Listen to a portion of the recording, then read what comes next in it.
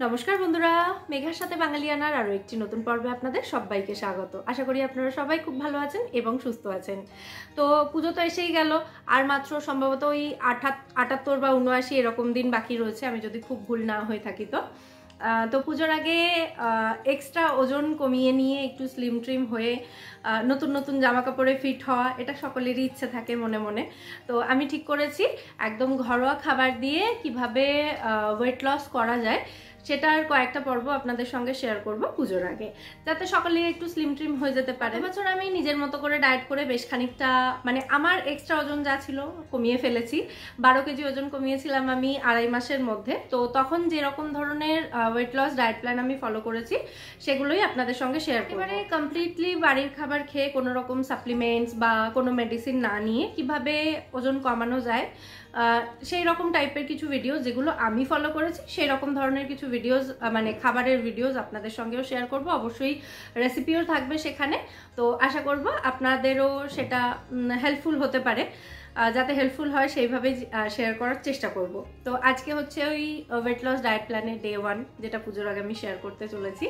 তো দেখে নিন, আজকে মেনলি 3টে মিল আমি শেয়ার করব আপনাদের সঙ্গে। আর যতটা পারবেন মানে কার্বোহাইড্রেটটা একটু কমিয়ে দিয়ে, মানে ডিরেক্ট কার্বোহাইড্রেট আমরা যেগুলো থেকে পাই, ভাত রুটি এগুলো থেকে আর কি, এগুলো কমিয়ে দিয়ে একটু অন্যান্য ধরনের খাবার, মানে যেগুলো থেকে আমরা বেশি প্রোটিন পাই, ফ্যাট একেবারেই কম থাকবে, মানে তেল চিনি, এই দুটো জিনিস একেবারে 2 মাসের জন্য একটু বাদ দিয়ে দিন, তাহলেই দেখবেন নিজেদের অনেকটা ওজন কমে যাবে। এটা কিন্তু মানে আমি নিজে ফল পেয়ে আপনাদেরকে জ্ঞান দিচ্ছি, ঠিক আছে? তো সেই জন্যই বলছি, এখন আমি ওয়েট ম্যানেজমেন্ট ডায়েটে আছি, মানে এখন আমি সবই খাই। বিশ্বাস করুন, যদি 2-2.5 মাস একটু চোখ কান বন্ধ করে কষ্ট করে ডায়েটটা করতে পারেন, মানে ওয়েট লস ডায়েট ফলো করতে পারেন, তাহলে কিন্তু তারপর থেকে আপনি সবই খেতে পারবেন, কিন্তু অবশ্যই পোর্শন কন্ট্রোল করে। মানে ওয়েট ম্যানেজমেন্ট ডায়েট করতে গেলে পোর্শন কন্ট্রোলটা ভীষণ ইম্পর্টেন্ট। তো এখন আমি যেমন সবই খাই, মিষ্টিও খাই, বাদবাকি খাবার দাবার যা আছে সবই খাই, কিন্তু অবশ্যই সেটার পোর্শন কন্ট্রোল করে। তো আস্তে আস্তে এই বিষয়ে আরও জ্ঞান আপনাদের দিতে থাকবো, যতটুকু আমার মধ্যে আছে অবশ্যই। তো সেই অনুযায়ী ফলো করলে আশা করি আপনাদেরও অনেকখানি ওজন কমবে। মাস 2 অন্তত নিজেদেরকে ভালোবেসে নিজেদের জন্য একটু সময় দিন। আশা করছি পুজোর আগে কিন্তু অন্তত পক্ষে 8 থেকে 10 কেজি ওজন আপনারা কমাতে পারবেন।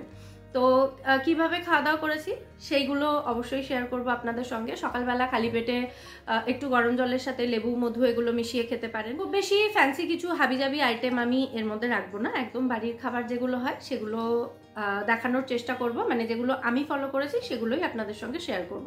তাহলে আশা করি আপনাদের ভালো লাগবে এবং হেল্পফুল হবে ভিডিওটা আপনাদের জন্য। তাহলে দেখতে থাকুন। আজকে যে ডায়েট প্ল্যানটা শেয়ার করছি সেখানে আমি মাছ মাংস ডিম রাখিনি, মেনলি নিরামিষ খাবারের ওপরেই রেখেছি, যেখানে পেঁয়াজ রসুন অবশ্যই আছে।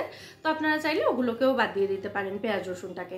তাহলে ফলের পরিমাণ একটু বাড়ান, প্রচুর পরিমাণে জল খান, আর এরকম টেস্টি টেস্টি খাবার বানিয়ে খান বাড়িতেই। আর দেখুন, পুজোর আগে অবশ্যই আপনাদের অন্তত পক্ষে 8 থেকে 10 কেজি ওজন তো কমবেই, এটুকু আমি বলতেই পারি। ঠিক আছে, তাহলে আপনারা দেখতে থাকুন রেসিপিগুলো এবং যে ডায়েট প্ল্যান শেয়ার করছি সেটা দেখতে থাকুন। মেনলি 3টে মিলই শেয়ার করেছি আমি। তো দেখে নিন, পরের দিন আবার দেখা হবে আপনাদের সঙ্গে। আর একটা কথা যেটা মাথায় রাখতে হবে সেটা হচ্ছে, টেস্টলেস খাবার দাবার খেয়ে কিন্তু একেবারেই ওয়েট লস কন্টিনিউ করা যায় না, weight loss diet plan continue করা যায় না। তাই টেস্টি টেস্টি খাবার খেতে হবে, মানে বানাতেও হবে, খেতেও হবে ওয়েট কমানোর জন্য, যাতে সেটা সাস্টেন করা যায়, মানে সাস্টেনেবল ডায়েটে থাকতে হবে আর কি। তো সেই রকম ধরনের কিছু রেসিপিজই আপনাদের সঙ্গে শেয়ার করব, দেখতে থাকুন। এই পর্বে প্রধানত দিনের মেন যে 3টে মিল রয়েছে, মানে ব্রেকফাস্ট, লাঞ্চ এবং ডিনার, সেটাই আমি শেয়ার করছি আমি কি নিয়ে থাকি। সকালে ঘুম থেকে উঠেই একদম প্রথম যেটা খাই সেটা হচ্ছে 2 গ্লাস হালকা গরম জল। তারপর ব্রেকফাস্টের পালা। তো ব্রেকফাস্ট করার মোটামুটি ঘন্টা 2 আগে ব্রেকফাস্টটা বানিয়ে রেখে দিই। এখানে আছে 2 টেবিল চামচ টক দই, তার সঙ্গে 2 টেবিল চামচ ওটস আছে, ওটমিল নিয়ে আমি ম্যাক্সিমাম দিনই। তার সাথে 2 চামচ মতো মিক্স সিডস রয়েছে, সিডসগুলো আমি একটু ধুয়ে নিয়েই ব্যবহার করি। তো অল্প একটু জল অথবা দুধ অ্যাড করে এই সমস্ত উপকরণ একসাথে ভালো করে মিশিয়ে একটু পাতলা করে রাখতে হবে, যেহেতু ওটস, সিডস এগুলো সমস্ত কিছুই ফুলবে, তো এই কারণে একটু পাতলা করে বানাচ্ছি। এর মধ্যে একটা খেজুর দিচ্ছি, এটা মিষ্টত্বের জন্য, চাইলে কেউ স্কিপও করতে পারেন অথবা এর পরিবর্তে হানিও অ্যাড করতে পারেন। আর দিয়ে দিচ্ছি কাঁঠালি কলার অল্প কয়েকটা টুকরো। ছোট কলা হলে একটা গোটা কলা নিতে পারেন, আর যদি বড় কলা হয় তাহলে অর্ধেকটা নেবেন। তো সমস্ত কিছু ভালো করে একসাথে মিশিয়ে এটাকে ঘন্টা দুয়েক এভাবেই রেখে দেব, তারপর খেয়ে নেব। কিছু ব্লুবেরিজও এখানে অ্যাড করছি, আপনারা চাইলে আপেল অথবা আম এগুলো অ্যাড করতে পারেন অল্প পরিমাণে। ঘন্টা দুয়েক এভাবেই রাখার পর এটা খেয়ে নেওয়া যেতে পারে, অথবা এটা মিক্সিতে দিয়ে স্মুদি তৈরি করেও খেতে পারেন। এই তো গেল ব্রেকফাস্ট, এবার চলে যাচ্ছি ডিরেক্টলি লাঞ্চের দিকে। ব্রেকফাস্ট এবং লাঞ্চের মাঝামাঝি সময় খিদে পেলে যে কোনো একটা ফল খেতে পারেন আপনারা, পেয়ারা, আপেল, শসা, যে কোনো কিছু। লাঞ্চের থালিটা সাজিয়ে নিয়েই আপনাদের সাথে শেয়ার করছি, কারণ রেসিপি মোটামুটি সবই সবার জানা। এখানে রয়েছে ঝিঙে আলু পোস্ত, আলুটা যতটা সম্ভব কম নিয়ে ঝিঙের পরিমাণটা বেশি নেওয়ার চেষ্টা করেছি। এর সাথে রয়েছে 1 বাটি মুগ ডাল, তার সাথে রয়েছে 1/2 লিটার দুধের কাটানো ছানা, আর রয়েছে এখানে বেশ খানিকটা শসা আর টক দই, আর সাথে ভাত তো থাকছেই। আমার ওয়েট লস জার্নিতে আমি কিন্তু প্রত্যেক দিন দুপুরে নিয়ম করে ভাত খেয়েছি। এই থালায় ভাতের পরিমাণটা একটু বেশি আছে, যতটা আমার প্রয়োজন তার থেকে একটু বেশি। এটা হাজব্যান্ডের জন্য রেডি করেছিলাম। এরপর একদম চলে যাচ্ছি দিনের 3 নম্বর মিল ডিনারে। রেসিপিটা একটু ডিটেলে শেয়ার করছি, কারণ এই রেসিপিটা আগে আমার চ্যানেলে দেওয়া নেই। 150 গ্রাম মতো কাবুলি ছোলা আমি সকালে ঘুম থেকে উঠেই ভিজিয়ে দিয়েছিলাম, আর মোটামুটি 4:30-5টা নাগাদ এটা আমি সেদ্ধ করার জন্য প্রেসার কুকারে দিয়েছি। সাথে নিয়েছি পর্যাপ্ত পরিমাণে জল, এর মধ্যে 1.5 খানা নিয়ে নিয়েছি রাঙা আলু, ছোট সাইজের রাঙা আলু নিয়েছি, আর দেব পর্যাপ্ত পরিমাণে নুন। ভালো করে একবার মিশিয়ে দিয়ে প্রেসার কুকারের ঢাকনাটা বন্ধ করে হাই ফ্লেমে এটাকে 6 থেকে 7টা হুইসেল দিয়ে সেদ্ধ করে নিতে হবে। তো দেখুন এখানে প্রেসার কুকারটা আমি বসিয়ে দিয়েছি আর গ্যাসের ফ্লেমটা হাইতেই রেখেছি। তো এরপর 1 ঘন্টার একটা সুইমিং সেশন অ্যাটেন্ড করি আমি। এখন এক্সারসাইজ বলতে এটাই রয়েছে, আর যখন সুইমিং বন্ধ থাকে তখন আধ ঘন্টা মতো ছাদে হাঁটি। ছোলাটা সেদ্ধ করে রেখে দিয়ে সুইমিংয়ে গেছিলাম, তারপর আসার পর এবার ডিনারটা রেডি করব। তো এখানে দেখুন আমি আমুল তাজা নিয়েছি 1 প্যাকেট, এটাতে 3% মতো ফ্যাট রয়েছে, মানে লো ফ্যাট যে কোনো দুধ এখানে নেওয়া যাবে। দুধটা ছানা কাটিয়ে নেব, মানে দুধটা কাটিয়ে ছানা তৈরি করে নেব। ছোলাটা দেখুন খুব সুন্দরভাবে সেদ্ধ হয়েছে, মানে একেবারে সফট হয়ে গেছে।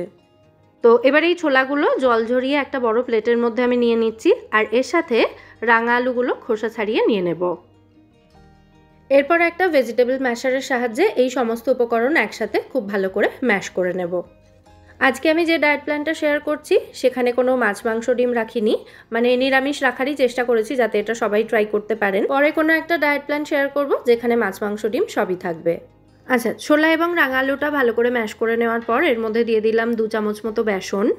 পরে প্রয়োজন হলে আরও একটু বেসন অ্যাড করা যেতে পারে। যাই হোক, এবার এর মধ্যে দিয়ে দিলাম স্বাদ অনুযায়ী নুন, 1/2 টিস্পুন মতো হলুদ গুঁড়ো, 1 টিস্পুন মতো লঙ্কা গুঁড়ো দিয়ে দিচ্ছি। এরপর আমচুর পাউডার দিয়ে দিচ্ছি 1/2 চামচের একটু বেশি পরিমাণে। এরপর 1 চামচ মতো দিয়ে দিচ্ছি ভাজা মশলা গুঁড়ো। গোটা জিরে, ধনে, শুকনো লঙ্কা, তেজপাতা এবং গোটা মৌরি শুকনো কড়াইতে ভেজে গুঁড়ো করে এই ভাজা মশলা তৈরি করেছি। দুধ কাটিয়ে যে ছানা তৈরি করে রেখেছি সেটা দিয়ে দিলাম 2 চামচ মতো, খুব বেশি দেওয়ার দরকার নেই, এটা দিয়ে আমরা একটা স্যালাড ড্রেসিং বানাবো। 2 চামচ মতো কুচনো ফ্রোজেন সুইট কর্ন দিয়ে দিচ্ছি, এটা দিলে দারুণ টেস্ট হয়, তবে আপনারা স্কিপও করতে পারেন। কাঁচা লঙ্কা কুচি দিয়ে দিলাম অল্প পরিমাণে। এর সাথে দিয়ে দিচ্ছি বেশ খানিকটা পরিমাণে ধনেপাতা কুচি, আর দিচ্ছি বেশ খানিকটা পেঁয়াজ কুচি। এবার এই সমস্ত উপকরণ হাত দিয়ে খুব ভালো করে মিশিয়ে নিচ্ছি। এখানে যে পরিমাণ উপকরণ আমি নিয়েছি সেটা যদি একজন খায় তাহলে মোটামুটি তার 4 থেকে 5 দিনের ডিনার রেডি হবে। আচ্ছা, সামান্য একটু রেড চিলি ফ্লেক্স দিলাম 1/2 চামচ মতো, এটা বাড়িতেই তৈরি করেছি আমি। বাকি চিলি ফ্লেক্সটা ঢেলে রেখে দিলাম, আর ওই পাত্রটার মধ্যেই, মানে ওই মিক্সার জারের মধ্যেই আমি স্যালাডের ড্রেসিংটা রেডি করব। এবার এর মধ্যে আরও কিছু উপকরণ দিয়ে দেব। দিয়ে দিচ্ছি 1/2 চামচ মতোই গরম মশলা গুঁড়ো, 2 চামচ মতো সাদা তিল দিয়ে দিচ্ছি, এটাতে দারুণ একটা ক্রাঞ্চ অ্যাড হয়, অবশ্যই দেওয়ার চেষ্টা করবেন। 1 চামচ মতো চাট মশলা অ্যাড করলাম, আর দিয়ে দিচ্ছি 1 চামচ মতোই আদা রসুন বাটা। তারপর আবারও এই সমস্ত উপকরণ একসাথে খুব ভালো করে হাত দিয়ে মাখিয়ে নিচ্ছি। ঝালের পরিমাণটা কিন্তু অবশ্যই যে যার স্বাদ অনুযায়ী বাড়িয়ে বা কমিয়ে দিতে পারেন, মানে আমি একটু ঝাল বেশি খাই সেই জন্য একটু বেশি ঝাল দিয়েছি, তাই বলে আপনাদেরও যে এতটাই দিতে হবে তার কিন্তু কোনো মানে নেই। এটা মাখতে মাখতে আমার মনে হচ্ছে মিশ্রণটা আরেকটু টাইট করতে হবে, তার জন্য আরও 1 চামচ বেসন এখানে আমি অ্যাড করলাম।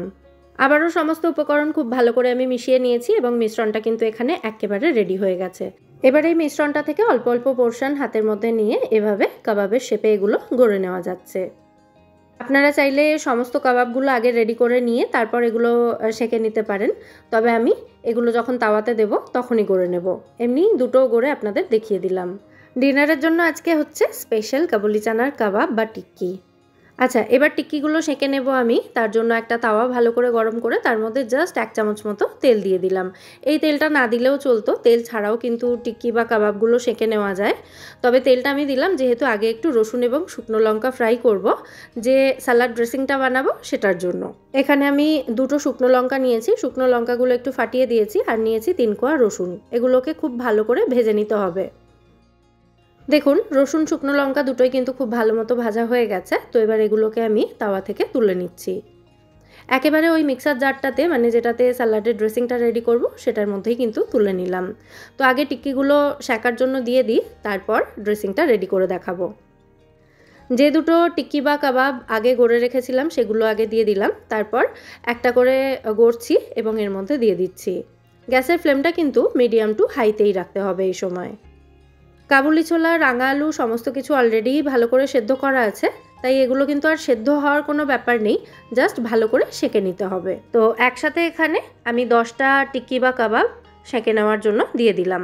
মোটামুটি 2 থেকে 3 মিনিট রাখার পর এগুলোকে একবার করে উল্টে দিচ্ছি।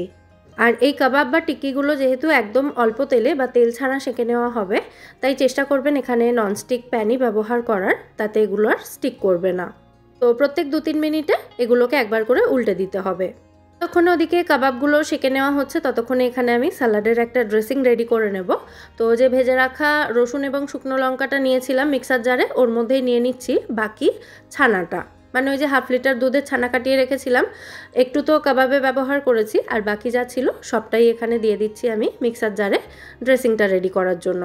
এর মধ্যে 1 মুঠো মতো ধনেপাতা কুচি নিয়েছি, খোসা ছাড়ানো কাঠবাদাম বা আমন্ড নিয়েছি এখানে 6টা, আর তার সাথে নিয়ে নিচ্ছি এখানে বেশ খানিকটা পরিমাণে টক দই। দইটা কিন্তু আমি জল ঝরিয়ে নিয়ে নিই, কারণ আমি এখানে স্যালাডের ড্রেসিং রেডি করব, যেটা একটু পাতলাই হয়।